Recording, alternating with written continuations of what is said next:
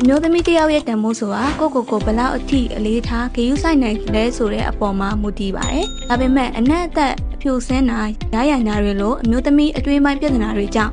ကိုယုံကြည်မှုလျော့သွားရတဲ့နေ့တွေကိုအမျိုးသမီးတိုင်းကြုံမှုမှာပါ။အဲ့ဒီလိုအမျိုးသမီးတွေတွေ့ကြုံရတဲ့ပြဿနာတွေကိုအနုညံ့ဆုံးလုံခြုံဆုံးနည်းလမ်းနဲ့ဖြေရှင်းပေးနိုင်ဖို့သက်ဆက်လေးကိုဖန်တီးခဲ့တာပါ။ Plastic Herbal Jelly ဟာတဘာဝစိတ်ပတ်ဝင်အပင်9မျိုးရဲ့အာနိသင်ဂျပန်နည်းပညာတွေနဲ့ပေါင်းစပ်ထားပြီးမျိုးသမီးတွေရဲ့အတွင်ပိုင်းကျန်းမာရေးကိုတဘာဝအတိုင်းထိမ့်သိမ့်နိုင်အောင်ပြုလုပ်ထားတာပါ။ Plastic ဟာ9နှစ်တိုင်ယုံကြည်မှုနဲ့အသုံးပြုလာကြတဲ့ brand တစ်ခုဖြစ်ပြီးမြန်မာအတိအမှတ်ပြုလက်မှတ်ရထားသလို International Certificate အပြည့်အစုံနဲ့အရေးအသွေးကိုအပြည့်အဝအာမခံထားပါတယ်။ကိုဂီယူဆိုင်ခြင်းဟာစိန်ခံတာမဟုတ်ပါဘူး။မျိုးသမီးတယောက်အတွက်မဖြစ်မနေလိုအပ်တဲ့ဂီယူဆိုင်မှုတစ်ခုပဲဖြစ်ပါတယ်။နေ့စဉ်ဘဝမှာမတက်မတာဖြစ်စေတဲ့အနံ့အသက်အဖြူစင်းနာရရနာတွေကိုယုံကြည်စိတ်ချစွာဖြည့်ရှင်းပေးနိုင်ဖို့ Plastic ကတင့်ပေးမှအမြဲရှိနေပါပါ။